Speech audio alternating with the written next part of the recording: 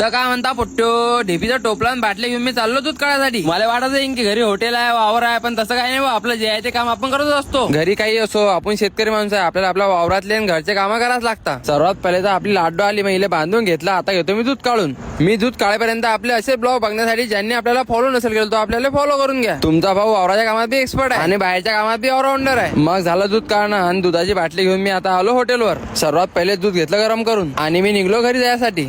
घरी आलो आणि आपली एसपी घेऊन चाललो मी खामगावात जाऊन आपल्याला बाबाच्या गोळ्या आणायच्या होत्या. गोळ्या घ्यायसाठी आम्ही आलो रेनबो हॉस्पिटलवर. इथून मेडिकलहून गोळ्या घेऊन घेतल्या आणि निघालो आता मी घरी जायसाठी. तर चला बोट्टो, आजच्यासाठी एवढं भेटू आपण पुढच्या ब्लॉग मध्ये. तोपर्यंत गण्या वाजव मग आता.